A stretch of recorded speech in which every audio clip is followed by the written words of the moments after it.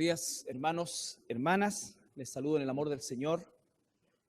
Y también, como cada día domingo, tenemos el privilegio de saludar a nuestros hermanos y amigos que nos ven a través de nuestra página en internet www.iglesiacristianalaserena.cl.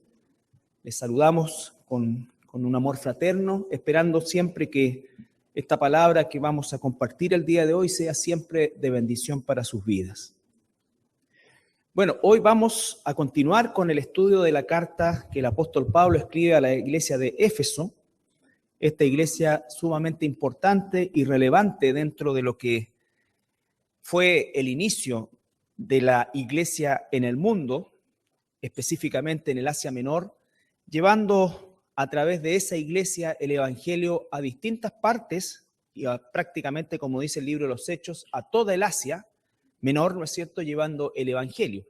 Por lo tanto, fue una iglesia que tuvo características bien importantes, y dentro de esas características se encontraba su actividad misionera. No era una iglesia que se encerrara en sí mismo, sino que expandió el evangelio a lo largo de todo el Asia Menor. Y también esta iglesia es muy relevante por el hecho de que recibió una instrucción sumamente importante de parte de hombres que fueron también ampliamente usados por el Señor, y los hemos nombrado ya en varias oportunidades, y quizás en la persona del apóstol Pablo podamos sintetizar a todos aquellos que de alguna u otra manera participaron en la formación doctrinal de la iglesia, no solamente la iglesia de Éfeso, sino que la iglesia hasta nuestros días. Entonces, esta carta, que es cortita, son 6 capítulos apenas, ¿no es cierto?, pero definitivamente nos muestra la importancia de conocer la doctrina cristiana versus lo que nosotros habitualmente podemos entender como cristianismo. Ustedes saben que a nivel de lo que es la historia, incluso de carácter universal, mete en el saco del catolicismo a todo lo que es concepto cristiano. Para los historiadores, cristiano es católico. Para muchos también, que eruditos incluso, no saben hacer la diferenciación entre lo que es el cristianismo y lo que es la religión. Echan dentro de este, entre comillas, saco, ¿no es cierto?, todo aquello que crea en Cristo, ¿cierto? De alguna manera crea en Cristo, crea en Dios, en fin. Pero cometen un tremendo error. Por eso es que cuando se habla de la historia y se habla del cristianismo que persiguió a los judíos, el cristianismo, ¿no es cierto?, que estuvo presente en las cruzadas, ¿no es cierto? Por ejemplo, el mundo musulmán tiene una visión sumamente despectiva del cristianismo por el hecho de que para ellos cristianismo es sinónimo de catolicismo, y ese catolicismo llegó y destruyó todo lo que de alguna manera también el mundo islámico había construido, independiente del concepto doctrinal. Estamos hablando de la actividad como pueblo, ¿no es cierto?, de la cual nosotros también en Occidente desconocemos muchas veces. Y vuelvo a insistir, independiente de todo lo que es la falsedad en la que ellos se encuentran desde el punto de vista religioso, la visión que ellos tienen del cristianismo es justamente esta horda de bárbaros que venían de Europa, ¿no es cierto?, con una cruz cosida en nombre de Dios. En nombre de Dios incendiaron todo, asesinaron todo, con la intención, que finalmente no lo lograron, de conquistar o reconquistar, entre comillas, Tierra Santa. Entonces, esto es muy importante porque la base doctrinal nuestra como cristianos, por supuesto que va a diferir completamente de los conceptos religiosos, hasta el día de hoy. Por eso también este cáncer del ecumenismo es tan dañino, porque aprovecha justamente esa ignorancia que los cristianos solemos tener de la palabra de Dios, y nos envuelve en este sentimentalismo de, entre comillas, este sentimentalismo amoroso, por llamarlo de alguna manera, de que todos vamos a llegar a Dios, no importa cómo, porque lo que importa es la intención con que lo hacemos. No importa que esté sumamente equivocado, pero Dios, según ellos, va a juzgar mi intención. Y nosotros sabemos a la luz de la Escritura que no es así.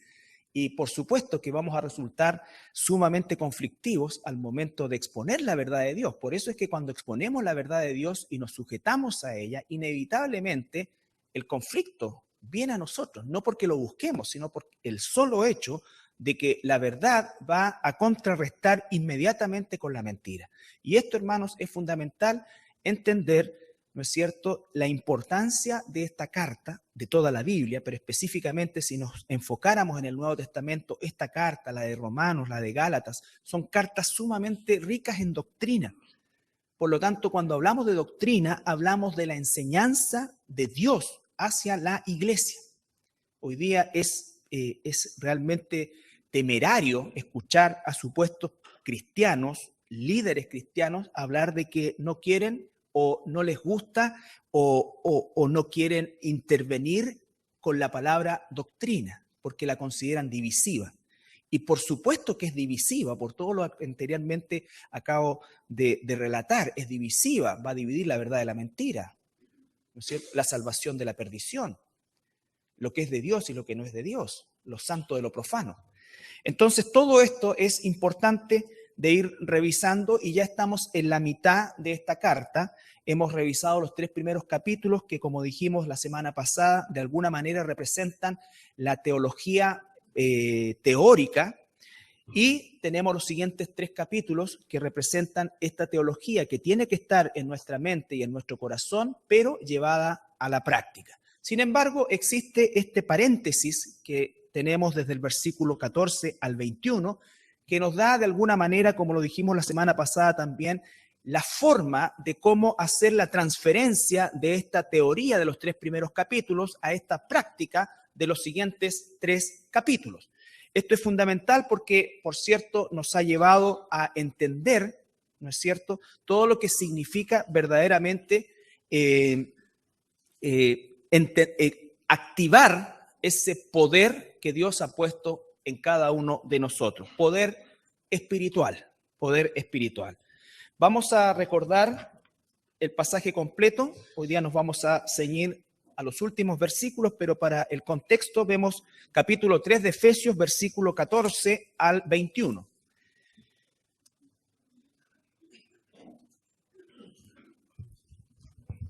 Por esta causa, doblo mis rodillas ante el Padre de nuestro Señor Jesucristo, de quien toma nombre toda familia en los cielos y en la tierra, para que os dé conforme a las riquezas de su gloria el ser fortalecidos con poder en el hombre interior por su Espíritu, para que habite Cristo por la fe en vuestros corazones, a fin de que arraigados y cimentados en amor, seáis plenamente capaces de comprender con todos los santos cuál sea la anchura, la longitud, la profundidad y la altura, y de conocer el amor de Cristo que excede a todo conocimiento, para que seáis llenos de toda la plenitud de Dios.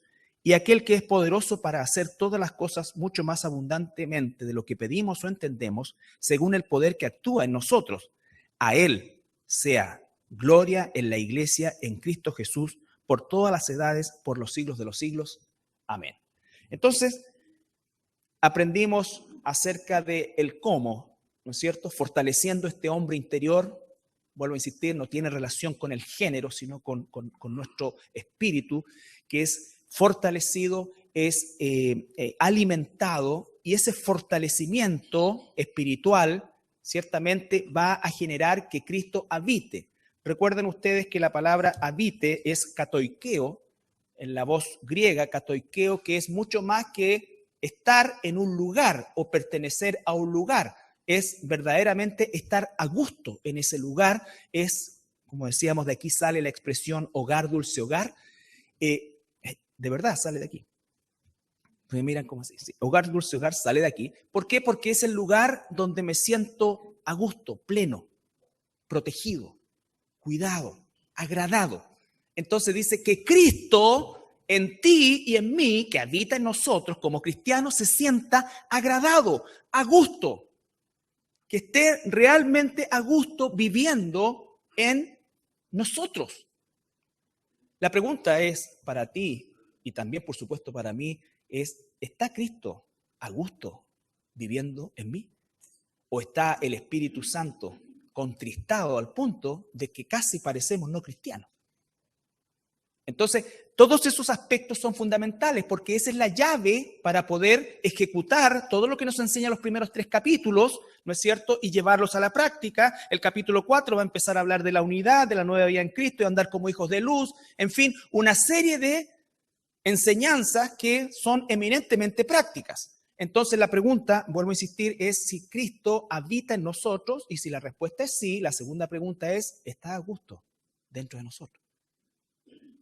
¿De qué es que estamos llenando nuestro corazón, nuestra mente? Recuerda que la palabra corazón, cada vez que nombremos la palabra corazón, no hace alusión a los sentimientos exclusivamente, los incluye, por supuesto, porque la palabra corazón para el judío implica, para el hebreo en particular, implica todo el ser, mente, pensamiento, inteligencia y por supuesto también sentimiento. Nosotros en Occidente asociamos la palabra corazón con solamente sentimientos y emociones.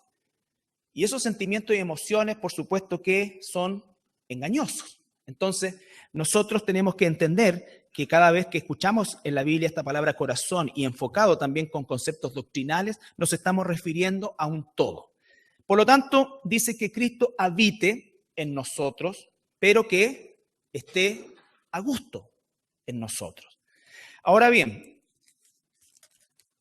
dice el versículo 17, que es el que estamos revisando, para que habite Cristo por la fe en vuestros corazones, a fin de, esa transición implica, ¿no es cierto?, en el idioma original, que efectivamente hay una consecuencia de que Cristo viva a gusto en nosotros.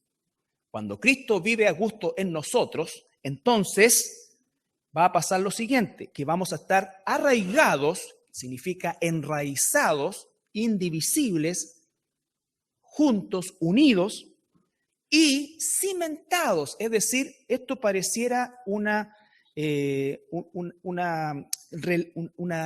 redundancia, esa es la palabra, no es redundancia, los burros rebuznan, sino que arraigados y cimentados, es decir, unidos de tal manera, ¿no es cierto?, que esto se hace prácticamente indivisible. Pero ese arraigados y cimentados en amor es consecuencia de que el hombre interior esté fortalecido, y como el hombre interior está fortalecido, entonces Cristo que habita en nosotros vive a gusto en nosotros, y como resultado se produce esta relación tan profunda, tan indivisible, tan potente, que es estar arraigados y cimentados en amor, el amor de Cristo. ¿Ya? Versículo 18. Y siguiendo la línea, ¿no es cierto?, se va a producir ¿qué cosa? Que vamos a ser capaces, plenamente capaces de comprender. Recuerda que este amor, el amor de Dios por nosotros y en nosotros y a través de nosotros, es un amor sobrenatural. No tiene que ver con el amor natural que los seres humanos tenemos. El amor que está hablando aquí no hace alusión ni a las circunstancias, ni a los sentimientos, ni a las emociones. Es un amor mediado por la voluntad. Por la voluntad. No está mediado por sentimientos o circunstancias. El amor natural está mediado por sentimientos y circunstancias. Yo te amo porque tú me amas. Yo te amo mientras realmente pueda sentir por ti amor. Por eso es que están dadas las relaciones interpersonales y sobre todo de pareja en el mundo natural nuestro, decir, ya no te amo. Lo que estoy diciendo es, ya no me gustas, ya no me entretengo contigo. Pero el concepto de amor, por eso es que el amor de Dios es sobrenatural, partiendo por cómo es que Cristo nos amó a nosotros. Él se entregó por su pueblo. El amor de Dios es un amor que tiene que ver con la negación, con la falta de egoísmo, y lo vamos a ir desarrollando. Pero en definitiva dice que la única manera de comprender, porque incluso cristianos no comprenden el amor de Dios y están todavía enfrascados única y exclusivamente en el amor natural, que por supuesto no desaparece. Seguimos amando a nuestra esposa, a nuestros hijos, claro que sí. pero no es lo único, ni siquiera es lo más importante. Hay gente que dice, yo daría mi vida por mis hijos. La pregunta es, ¿darías tu vida por Cristo? ¿Darías tu vida por Cristo? ¿Te das cuenta? Entonces, para poder decir sí y que sea verdadero, tiene que haber habido una transformación dentro de ti, ¿no es cierto? Tiene que haber habido también un proceso en que tú llegas a un pleno conocimiento de comprensión y dice, versículo 18, o sea, y plenamente capaces de comprender con todos los santos, es decir, que esto no es algo que está circunscrito a algunos hombres o mujeres especiales, con algún toque especial, como nos gusta tanto a nosotros divinizar personas y, ay, este sí. No, dice todos los santos. Aquí tampoco corre algo que alguien diga, oye, sabes que en realidad yo soy medio como toscón, no me gusta esta cuestión del amor y yo en realidad no, vengo, escucho y me largo. No amo a la iglesia, no, en realidad no me interesa lo que pasa con mis hermanos.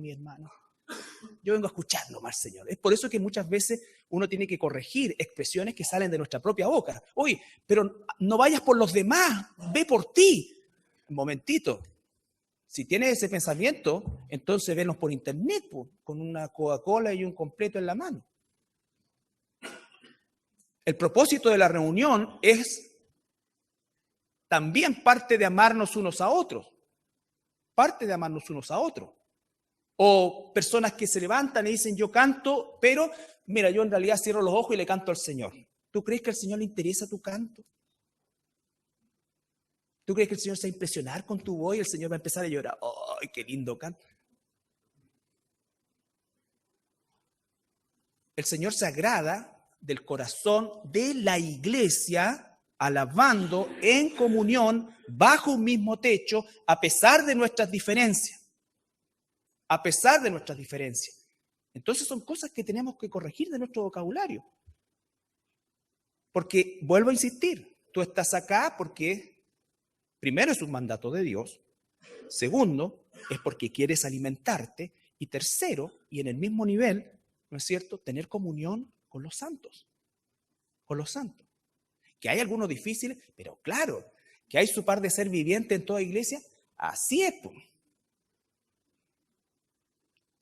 Pero es una ordenanza de Dios. ¿Por qué? Porque es un concepto de la voluntad de Dios en mí. Entonces, cuando estamos arraigados en amor, comprendemos, ¿no es cierto?, la profundidad, la altura, vale decir lo tremendamente, la dimensión en todas las direcciones del amor de Dios. La dimensión en todas las direcciones del amor de Dios. Versículo 19. Y de conocer el amor de Cristo. Después de varios pasos, conocemos el amor de Cristo, que excede todo conocimiento. Por supuesto, yo conocía el amor hasta cierto punto. Mientras más el hombre interior va creciendo y alimentándose, más arraigado voy a estar en ese amor, más comprensión voy a tener de ese amor y a la vez más me voy a sorprender de cuán más grande es la dimensión del amor de Dios. Porque dice en todas las direcciones, pero esas direcciones no tienen límite. Es un ancho ilimitado, es una altura ilimitada. ¿Cómo es que llego a ese conocimiento? Única y exclusivamente en el primero, que Cristo habita en mi corazón, fortaleciendo el hombre interior, arraigándonos y cimentándonos en amor, vamos comprendiendo más profundamente con todos los santos, no siendo solamente el privilegio o la exclusividad de algunos, sino que de todos nosotros, y eso hace que conozcamos el amor de Cristo y comienza ese amor de Cristo a exceder ya el conocimiento que teníamos previo o que habíamos alcanzado. Y entonces, fíjate lo que pasa, para que seamos o seáis llenos de toda la plenitud de Dios, que es sinónimo a lo que vamos a ver en los capítulos posteriores, sed llenos del Espíritu Santo. Sed llenos del Espíritu Santo, que el ser lleno del Espíritu Santo no es una serie de manifestaciones maníacas o de manifestaciones sin sentido. Sed lleno del Espíritu Santo es ser lleno del amor de Dios. Es capaz de amar a los enemigos. Es capaz de darse por otros. Eso es ser lleno del Espíritu Santo. creo que de las personas más egoístas que conozco son aquellos que cuando dicen que están llenos del Espíritu Santo, ¿no es cierto?, están llenos de manifestaciones galimatías, movimientos coreicos, y todo ese tipo de cosas, punto uno, que no aparecen en la Escritura. Nunca Jesús lo vivió, nunca los apóstoles lo vivieron. Se toma y se suma como llenura del Espíritu. Mientras más tonteras habla, más lleno el Espíritu se pone que es. ¿No es así? Y es una burla al Espíritu Santo, es una falta de respeto, es realmente no entender nada o lisa y llanamente no ser cristiano. No ser cristiano. Cuando tú estás lleno del amor de Dios, cuando estás lleno del Espíritu Santo, es cuando has vivido y vives constantemente, porque esto no es algo de una vez. Esto no es algo de una vez, esto es algo de toda la vida. De toda la vida. Y aquel, versículo 20, y entonces dice, y aquel, ¿quién es ese aquel? Dios. ¿Por qué? Porque ahí dice que es poderoso para hacer todas las cosas mucho más abundantemente de lo que pedimos o entendemos según el poder que actúa en nosotros. Ese pasaje, cuando se saca de contexto, se puede usar como un pretexto para hacer cualquier cosa o enseñar cualquier mentira. Porque todo el proceso que hemos seguido es de carácter espiritual y habla del hombre interior, no del exterior, ¿no es cierto? Entonces, cuando está hablando del hombre interior y en el contexto del hombre interior, es que esto se tiene que aplicar. Porque si no, aquel que es poderoso va a hacer todas las cosas mucho abundantemente, lo que pedimos entendemos. Mucho más. Pide más. Dios quiere darte más. Vive en una casa de 80 metros cuadrados, Dios quiere una de 500. ¡Ten fe! Porque la Biblia dice que es poderoso para hacer mucho más abundantemente de lo que pedimos y entendemos. Y como el corazón no está transformado, está lleno de carne, está todo esto, entonces empiezan esos éxtasis carnales. No, esto es para el hombre interior. Esto es para el hombre interior. No tiene aplicación para el hombre exterior. A él, versículo 21, sea gloria en la iglesia, en Cristo Jesús, por todas las edades, por los siglos de los siglos. Amén. O sea, para siempre. Siempre la gloria es de Dios. ¿Quiere Dios dar cosas buenas? Siempre, siempre. Pero Él va a enfocar primeramente y siempre en el hombre interior. Porque el hombre exterior, ¿recuerdas lo que pasa con el hombre exterior? Con quien somos por fuera, se va deteriorando. Se va envejeciendo. Se va achuñuscando. Se va encorvando. Le van apareciendo dolores en todas partes. Se va poniendo cada vez más feo. Porque no es un proceso que te vas poniendo cada vez más, no, cada vez peor. Hasta el punto de que cuando el alma sale, más encima después se aguzana. Entonces, claro que tenemos que preocuparnos de las cosas que el Señor nos dice, porque aquí habita el Espíritu Santo. Entonces tengo que cuidar también esto, pero no vivo por eso, no debo vivir por eso. No debo vivir por eso. Si soy un hijo de Dios, tengo que vivir por el hombre interior. Ese es el eterno. Ese es el eterno. En ese tengo que invertir mucho tiempo. Darle prioridad. No significa dejar lo otro en función de esto. Significa priorizar nuestra vida. El tiempo que tenemos, el cronos, es algo inexorable, que nunca tiene retroceso. Y cada cosa, cada vez avanza inexorablemente hacia el encuentro con Dios.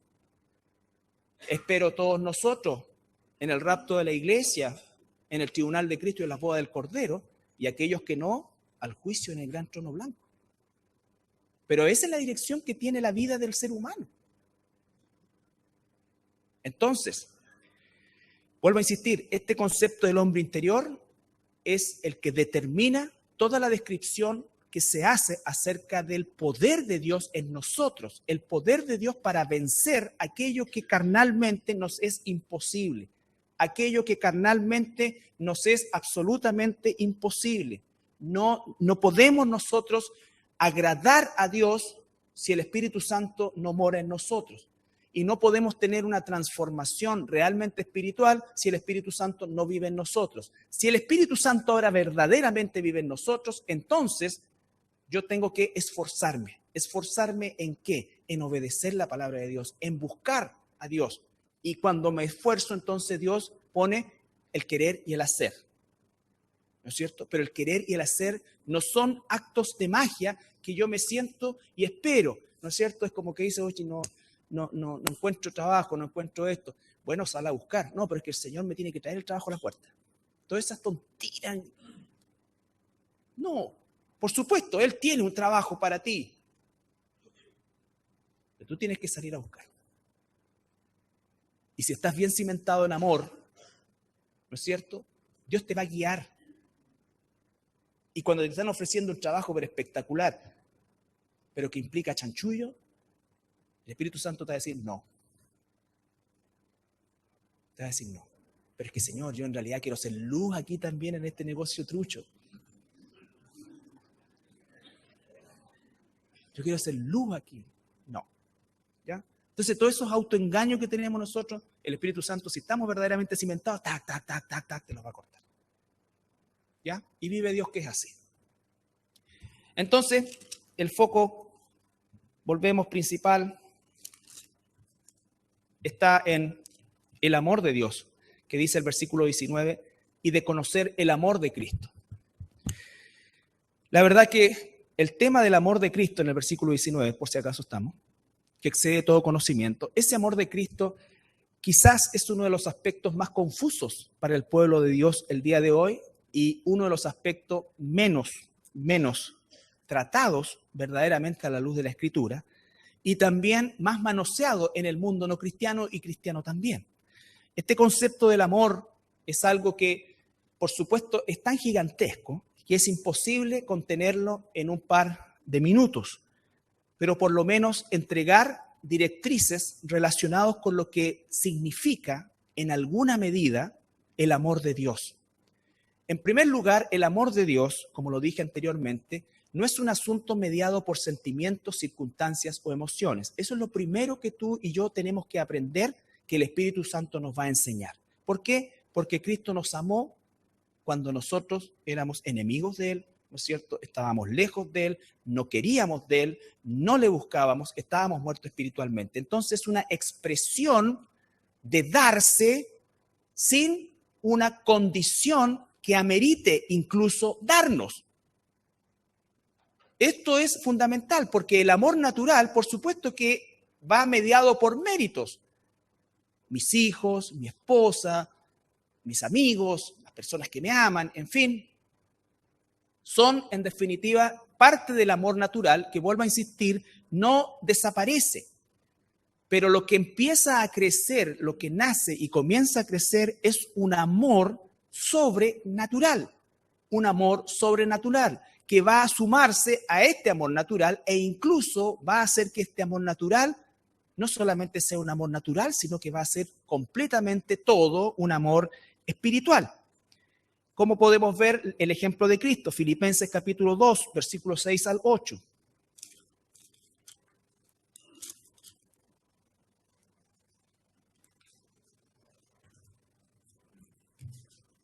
Desde el versículo 5. Filipenses 2, 5 al 8.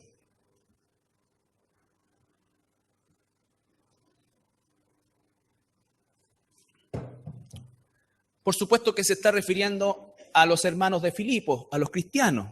Este es un amor que no podemos ni siquiera nosotros explicarle a un no cristiano.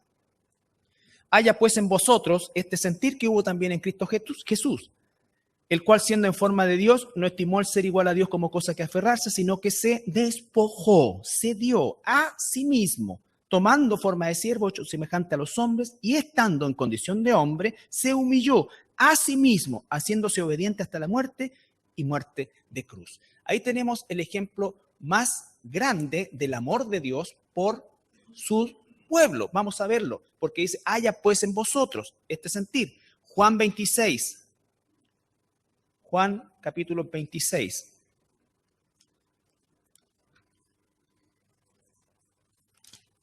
Perdón. No, es Juan 15:13.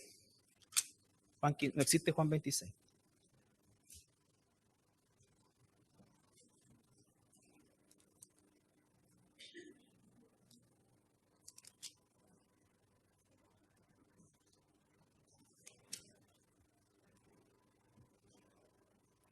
Jesús está hablando con sus discípulos y le dice, nadie tiene mayor amor que este, que uno ponga su vida por sus amigos. Por sus amigos. Vosotros sois mis amigos si hacéis lo que yo mando. Ya no os llamaré siervos porque el siervo no sabe lo que hace su señor, pero os he llamado amigos porque todas las cosas que oí de mi Padre os las he dado a conocer. No me elegisteis vosotros a mí, sino que yo os elegí a vosotros y os he puesto para que vayáis y llevéis fruto, y vuestro fruto permanezca, para que todo lo que pidiereis al Padre en mi nombre, Él os lo dé. Esto os mando, que os améis unos a otros. Entonces, Cristo está diciendo que esa muerte sacrificial, Él, ¿no es cierto?, en ese amor específico por sus pueblos, por sus ovejas, por aquellos que Él vino a rescatar, por aquello que se había perdido. Juan 10.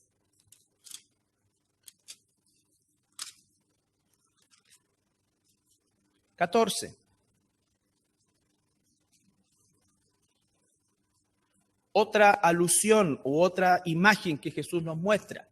Dice que Él da su amor por sus amigos. Y a ustedes, yo los llamo mis amigos. A ustedes. Juan 10, 14 y 15. Yo soy el buen pastor y conozco mis ovejas y las mías me conocen. Así como el Padre me conoce y yo conozco al Padre y pongo mi vida por las ovejas. Entonces Jesús está mostrando ese amor específico que tiene por sus ovejas. Entonces, cuando tenemos en consideración que Dios, ¿no es cierto?, nos eligió y todo lo que hemos visto, entonces Él va a desarrollar en sus ovejas el amor, capítulo 13, versículo 1.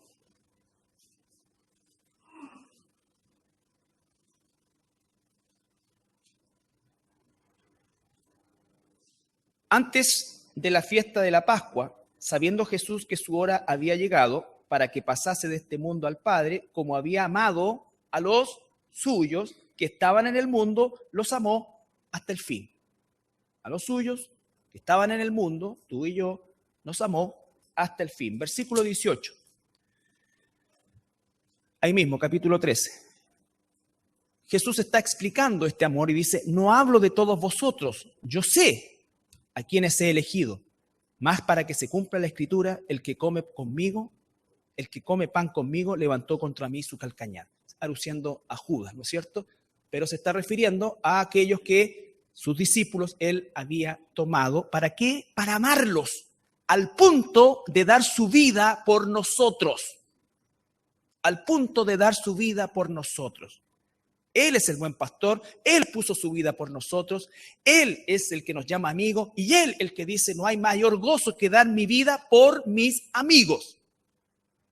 Y a ustedes los llamo amigos. Entonces, esto es fundamental entender porque el amor que Dios nos está mostrando, primero que nada, no está mediado por los sentimientos. Segundo, viene de Él. Tercero, nosotros, como ovejas suyas, somos depositarios de ese amor. Cuando decimos que el amor de Dios es infinito, no nos estamos refiriendo a todas las personas, nos estamos refiriendo a los que son sus ovejas. Porque si el amor de Dios fuera infinito, entonces no habría nadie condenado. Dios va a condenar a gran parte de la raza humana. Dentro de ese concepto que es inentendible para nosotros, Él ha decidido, antes de la fundación del mundo, amarte. Y como decidió amarte, se entregó por ti. Entonces, cuando nosotros decimos Cristo murió por mí, lo decimos con total propiedad, humildad. Entonces, se expresa el amor de Dios que Él ha puesto en nosotros, por eso es sobrenatural. ¿De qué manera? Primero, un verdadero hijo e hija de Dios ama la palabra de Dios. Ama la palabra de Dios, de tapa a tapa. Puede que no la entienda toda. Puede que le queden algunos baches.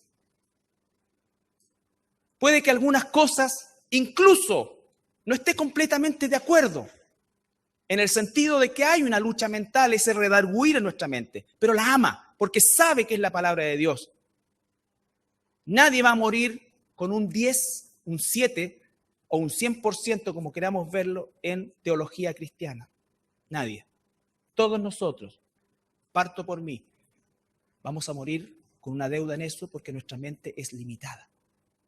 Y la palabra de Dios, siendo la palabra de Dios, por supuesto que tiene aspectos en los cuales mi entendimiento no solamente va a ser limitado, sino que va a ser nulo.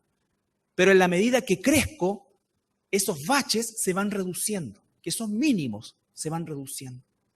Y es tan grande la certeza del otro 99%, que ese 1% que ni siquiera influye mayormente en el propósito de Dios, no sé, pues esta cuestión del ángel bajó, si era una y movió el agua, y la cacha, si fue un ángel, fue una historia antigua. No sé. Si alguien piensa que fue verdaderamente un ángel, ok, pero eso es parte de esto. ¿Me entiendes? Parte de una historia, parte de cosas que un día se van a revelar, todas esas cositas así.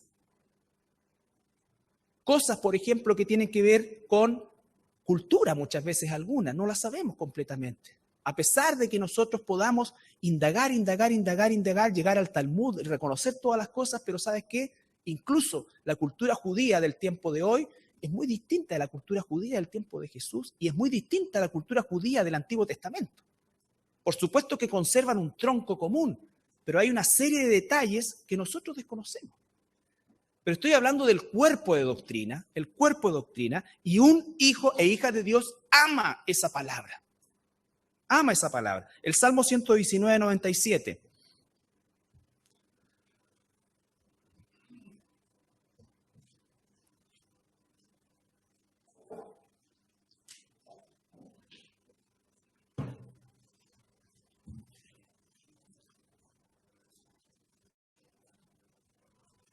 Salmo 119, 97.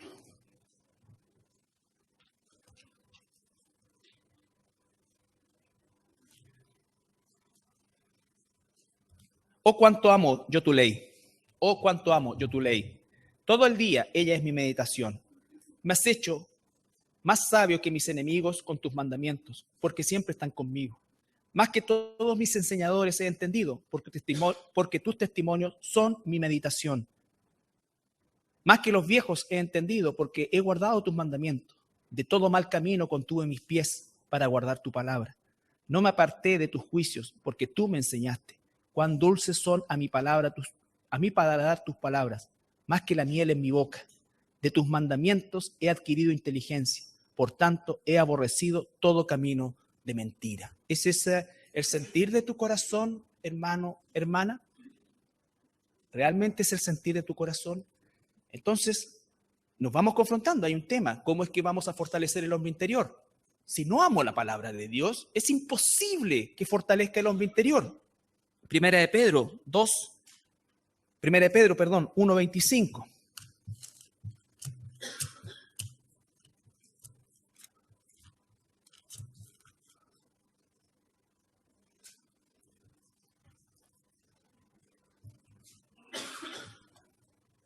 Desde el versículo 24, para que entendamos el contexto del paralelo que está haciendo entre lo que perece y lo que no perece. Primera de Pedro 1:24 y 25. ¿Por qué? Toda carne es como hierba, y toda gloria del hombre como flor de hierba. Eso tiene relación con el hombre exterior. La hierba se seca y la flor se cae, por hermosa que haya sido. Más, aquí está el contraste, más, la palabra del Señor permanece para siempre. La palabra del Señor permanece para siempre. Un hijo de Dios ama la palabra de Dios, es entrenado en la palabra de Dios, es corregido en la palabra de Dios y sabe que esa palabra de Dios es para siempre. No es algo temporal. No está invirtiendo su tiempo en algo temporal, está invirtiendo el tiempo que Dios nos da en lo eterno. Y la forma de invertirlo en lo eterno es conocer la palabra de Dios. Y no solamente conocer la palabra de Dios, sino que siendo un hijo de Dios y Cristo habitando en nosotros, el Espíritu Santo use esa palabra para transformar nuestra vida. Si no hay palabra de Dios en tu cabeza, el Espíritu Santo no va a inventar cosas, ni menos va a sacar cosas de la biblioteca que tenemos nosotros, que está llena muchas veces de cosas que son indeseables para Dios. La preeminencia de la palabra de Dios es la clave. Es la clave. Segunda de Pedro, capítulo 1, versículo 19 al 21. El Hijo de Dios, la hija de Dios, nacido, nacida de nuevo, sabe que la palabra de Dios es lo más seguro. Tenemos también la palabra profética, más segura, a la cual también hacéis bien en estar atentos como una antorcha que alumbra el lugar oscuro, hasta que el día esclarezca y el lucero de la mañana salga en vuestros corazones. Entendiendo primero esto, que ninguna profecía de la Escritura es de interpretación privada, porque nunca la profecía fue traída por voluntad humana, sino que los santos hombres de Dios hablaron siendo inspirados por el Espíritu Santo. Un verdadero hijo de Dios. El contexto de esto es que el apóstol Pedro está diciendo: nosotros fuimos testigos oculares, estuvimos ahí en el monte de la transfiguración, vimos a Jesús glorificado, vimos cuando se le apareció a Moisés y Elías. Pregunta, ¿cómo es que supieron que ellos que eran Moisés y Elías? El Espíritu Santo se los tiene que haber revelado, pero ellos vieron porque no habían fotos de Moisés ni de Elías. Entonces, Pedro dice: a pesar de que estuve ahí y soy testigo ocular de eso y viví esa experiencia que me atemorizó al punto de que no hallaba qué decir, y le dije: Señor, ¿quieres que hagamos una carpita para ti y otra para Moisés y Elías? No sabía lo que decía, pero a pesar de eso, dice, la palabra profética, recuerden que la palabra profética no es solamente algo sobre el futuro, lo incluye, pero es proferir, predicar. La palabra que se predica es más segura que las experiencias que podamos haber tenido. Y es ahí donde tenemos un choque inmenso con el pseudo-cristianismo del siglo XX y de lo que va del siglo XXI, que basa toda su existencia o gran parte de ella en las experiencias. Están más preocupados de sentir a Dios que de obedecer a Dios y saber de Dios, y se envuelven en expresiones que terminan ofendiendo a Dios. Y entonces a la hermana o el hermano la tomó el espíritu y está moviéndose ahí como, y todo está todo el rato así, ¿qué pasa? Y uno dice, bueno, ¿y qué le pasa? No, la tomó el espíritu. ¿Cómo que te tomó el espíritu? Ese es un demonio. Eso es un demonio. Jamás las cosas de Dios son desordenadas. Las únicas veces que se ven situaciones dantescas como esa es cuando Jesús enfrentó personas endemoniadas. Eso es lo que dice la Escritura. Y yo le creo a la Escritura, me da lo mismo la experiencia, que no, que vino un rayo y se me apareció Dios. El sinvergüenza que no es pastor ni es cristiano, espero en el Señor que se convierta dentro de la cárcel, el llamado obispo Cid, ¿no es cierto? Y quiera Dios que tenga misericordia y se convierta dentro de la cárcel y se arrepiente de todo. Él escribió un libro que se llamó 8 horas en el cielo, que el Espíritu lo sacó, lo llevó al cielo y recorrió, lo llevó hasta Jerusalén. Entonces, ese hacía llover oro. Y hay varios de ese tipo, desgraciadamente. Y ahí es donde está más lleno. Porque la gente en general, los carnales, no quieren lo espiritual. Los carnales quieren experiencias. Quieren sentir. Son capaces de comprar un frasco de agua del Jordán, que es agua de la llave. Nosotros trajimos por si acaso una botella grande de agua del Jordán para los que quieran. En serio. Pero aunque sea del Jordán, no va a pasar nada. Es increíble.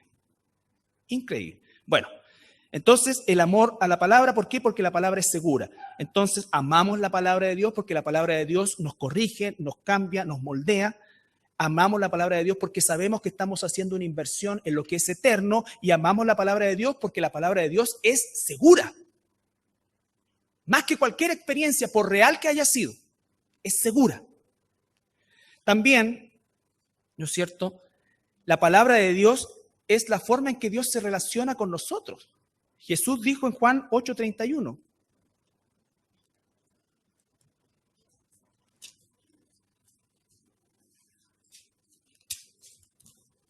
Juan 8:31.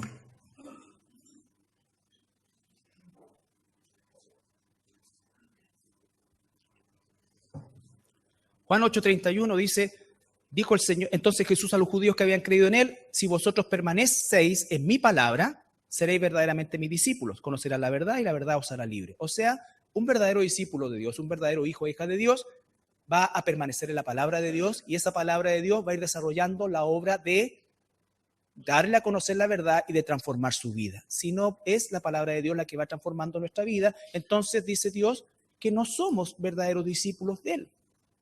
No somos verdaderos discípulos de Él. Juan 15:7.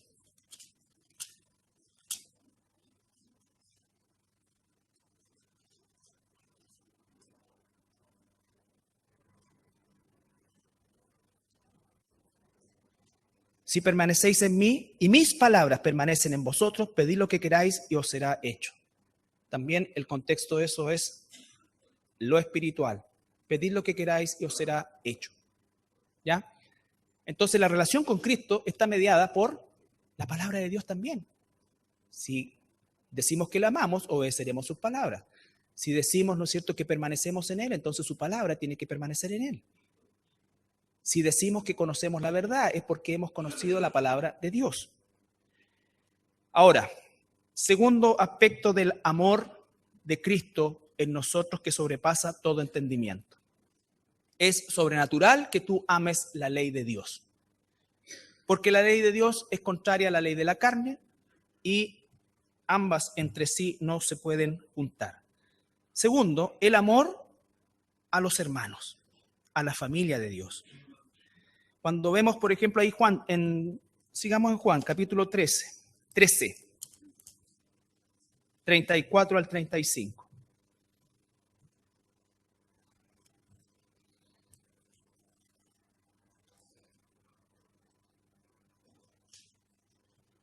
Juan 13, 34 al 35.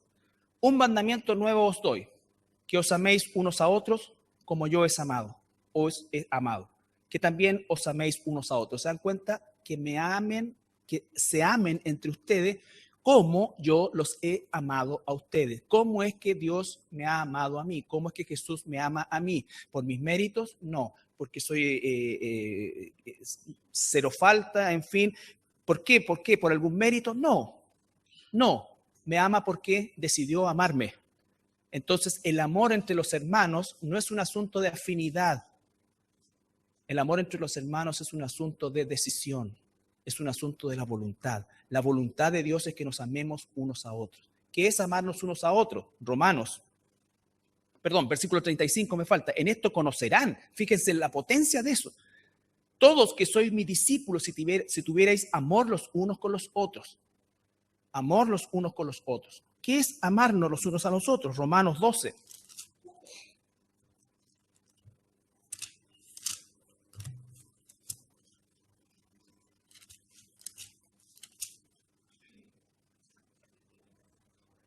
Romanos 12, 9 al 16. Romanos 12, 9 al 16.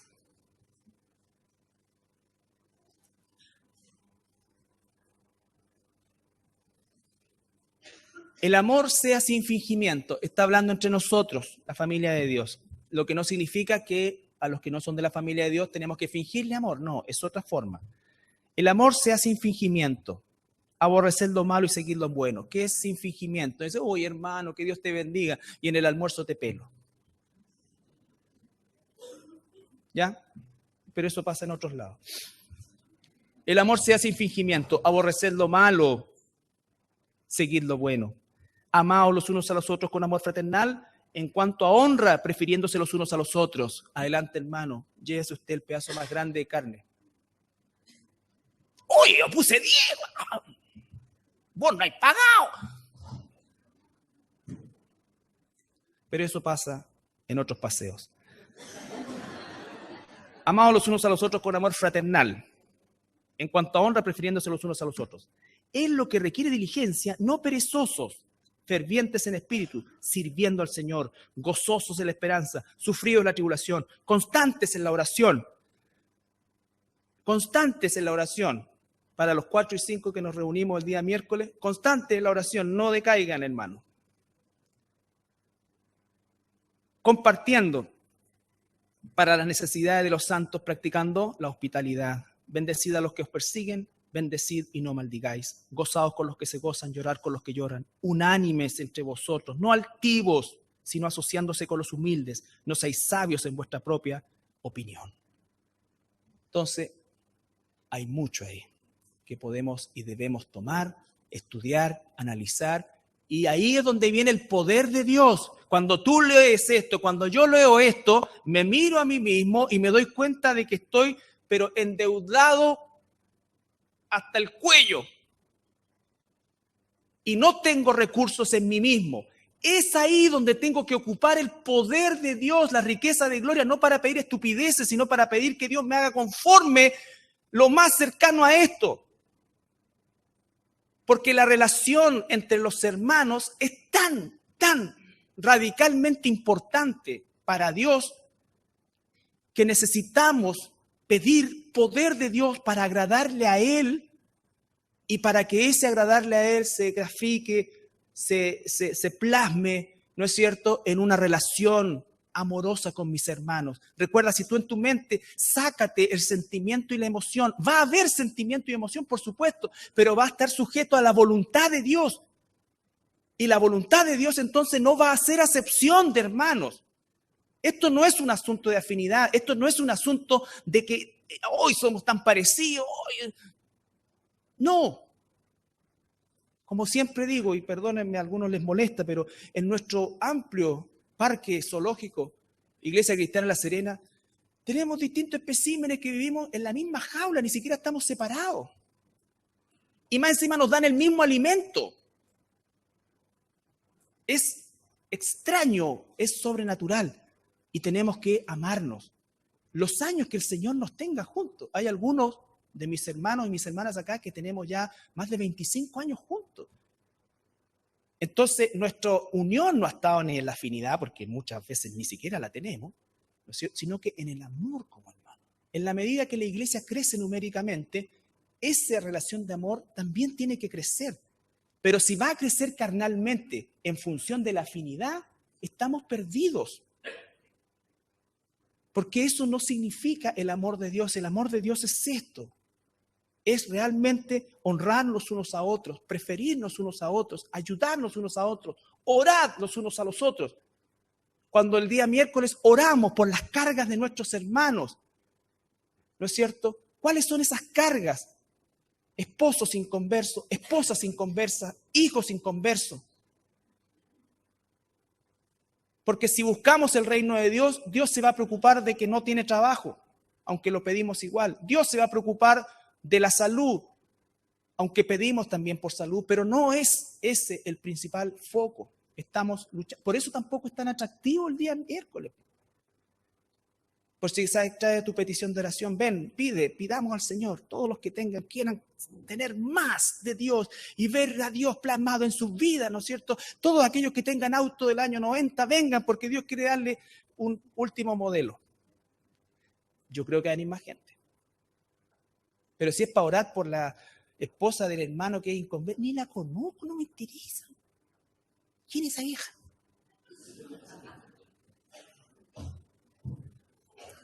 ¿Te das cuenta? Por eso todo esto es sobrenatural. Mira, hay ideas de poner más turnos y es buena idea. Alguna vez lo hicimos.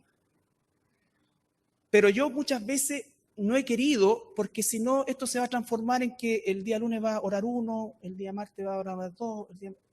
Yo creo que mira, si me dicen el día miércoles ponemos otro horario al finalizar el estudio de la noche, porque hay personas que trabajan y no pueden llegar, lo hacemos también y es una excelente idea. Pero tiene que haber también una disposición nuestra, la voluntad, porque nadie siente así, ¡ay, voy a ir a orar! No, es un acto de la voluntad. Cuando ya estás inmerso en la oración, la cosa cambia porque realmente Dios empieza a trabajar en ti. Pero tienes que dar el paso de venir. Hay muchos que llegan a las 8 o a las 4 o a las 9:30, cuando ya ha pasado la hora de oración. Hay algunos que se quedan por ahí dando vueltas haciendo horas. Yo no sé si no entienden, no quieren, pero hay un acto de la voluntad que significa girarme, ¿no es cierto?, y caminar hacia donde están orando mis hermanos y hermanas. Nada más. Ya. Entonces, el amor por los hermanos. Último versículo, 1 de Juan. Perdón, no es el último, mentira. Gálatas 5:13.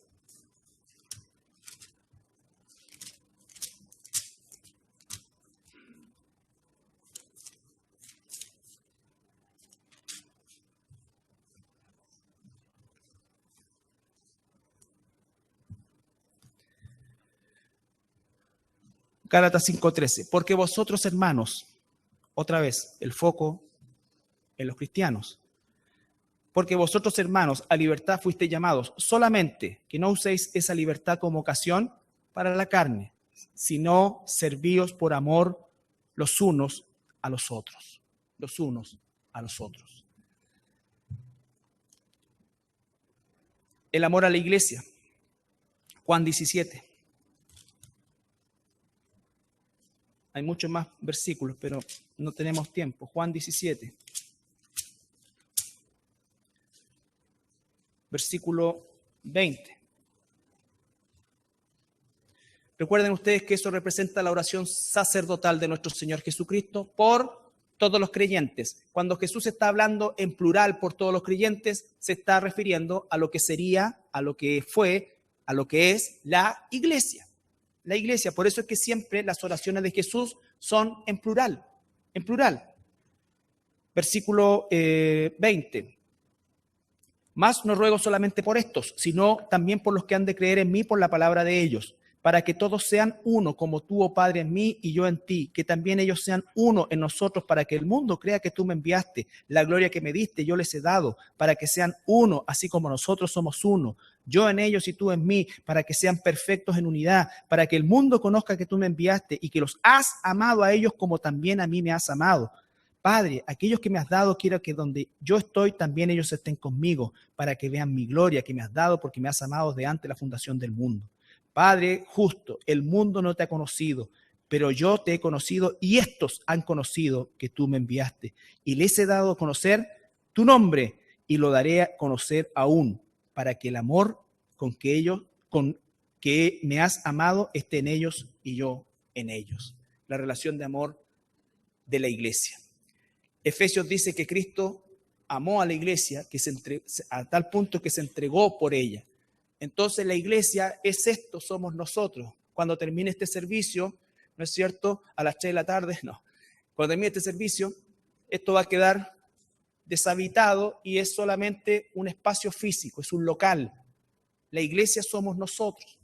La iglesia somos nosotros, ¿no es cierto? Construimos esta casa como un techo común donde nos podamos reunir, pero la iglesia somos nosotros. Nos tenemos que amar, tenemos que tener unidad, ¿no es cierto? Todo lo que hemos aprendido, amar la iglesia es realmente expresión del amor de Cristo en nosotros.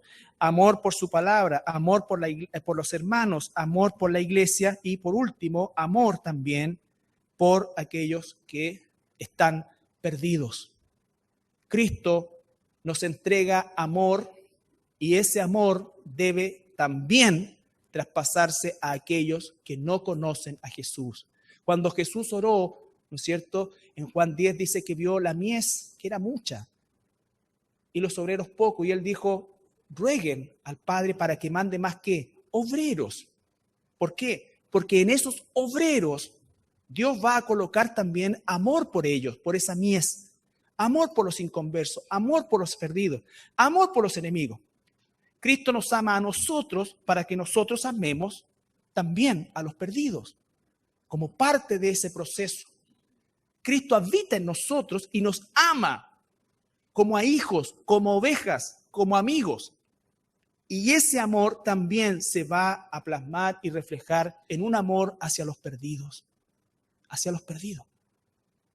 Entonces, ¿cómo es que los perdidos van a ser amados? Por medio de la iglesia, por medio de la iglesia. Entonces, ese proceso, ¿no es cierto?, es tan importante dentro de todo lo que es el concepto de entender el amor de Dios, Y solamente cuando entendemos ese amor de Dios, o cuando entendemos, mejor dicho, ese amor de Dios, es porque el proceso del fortalecimiento del hombre interior va generando una transformación que nos va arraigando más en este tipo de amor, en este amor, que es el amor de Cristo. Y ese amor de Cristo, mediado por su voluntad, entonces va a hacer que verdaderamente nosotros podamos conocer la mayor dimensión, infinita dimensión que tiene este amor, y este amor se va a plasmar de manera práctica en que vamos a amar su palabra. Vamos a amar su palabra. Vamos a amar a los hermanos, a las hermanas. Vamos a amar la iglesia por la cual Cristo murió y por la cual Él viene de vuelta a este mundo. Y vamos a amar también a aquellos que están sin Cristo. Les vamos a dar amor de Dios en la manera de la compasión, de la oración, del testimonio, de todo lo que en definitiva tiene sentido solo si se expresa en el amor de Dios. Hermanos, ciertamente esto es ínfimo en relación a lo que es el amor de Dios, pero por lo menos que nos focalice en una dirección quizás, y espero que así sea, más correcta, más profunda, más espiritual de lo que es el amor de Cristo.